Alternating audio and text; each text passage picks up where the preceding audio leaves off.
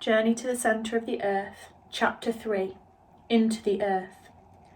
We walked up the volcano in single file, battered by an icy wind, Hans striding ahead.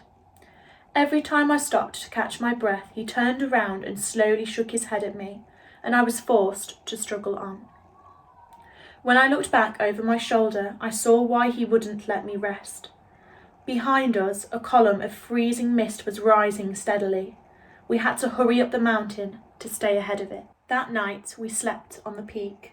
The next morning we woke stiff and half frozen and began to climb down into the craggy crater itself.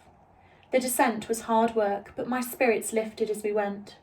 I was sure the crater would just come to a dead end and that soon we'd be climbing back out and heading home.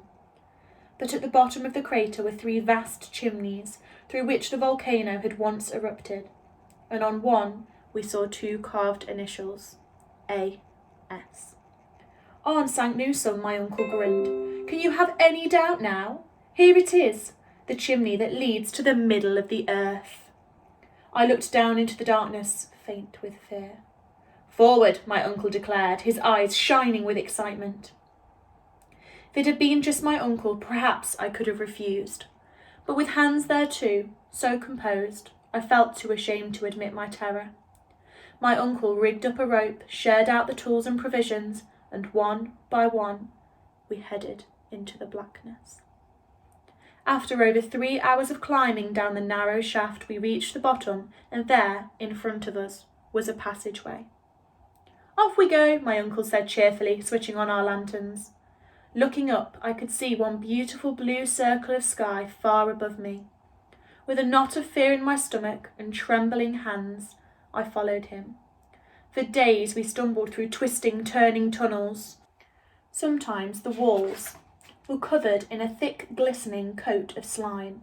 At other times they glittered, as if we were inside an enormous diamond. There was a deadly quietness under the earth.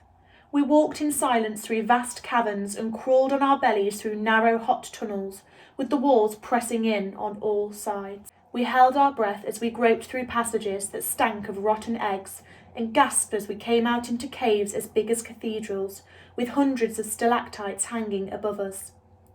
Each day took us deeper. There was only one problem.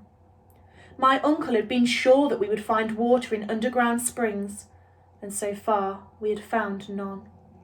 My uncle was in such a terrible temper that I didn't dare mention it until we were in grave danger.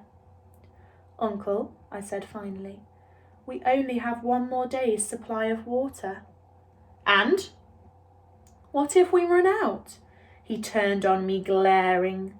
"So you have run out of courage too?" he asked. I didn't know what to say. I had long wondered if he was crazy, and now I knew. We rationed what remained of the water, but soon there was only a trickle left. I felt dizzy with thirst, but carried on until nearly passing out. I fell to my knees. "Uncle, we have to go back," I begged. "Now," my uncle said, "when our expedition has the greatest chance of success? You go back and take Hans."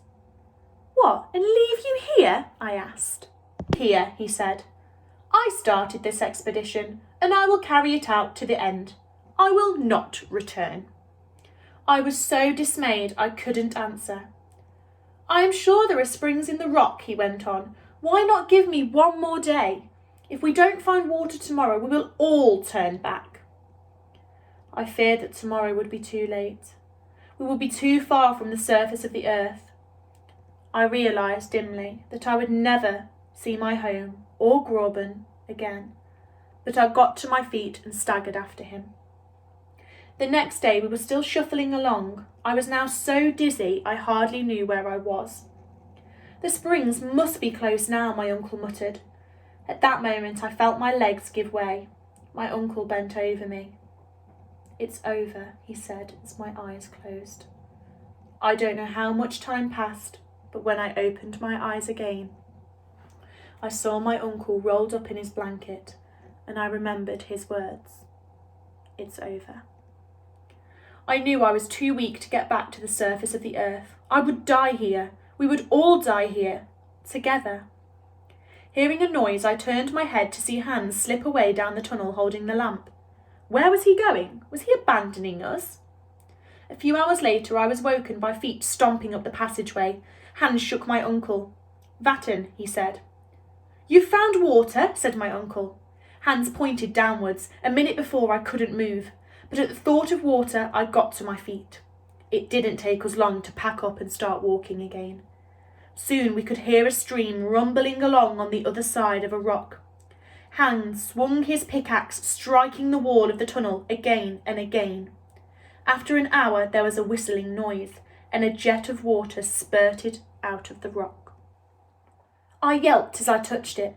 The water was boiling hot, but soon it was flowing along the ground, cooling down, and we gulped our first delicious mouthfuls. Where did it come from? I didn't care. "Tastes like ink," said my uncle happily. After drinking it, we all fell into a deep and peaceful sleep.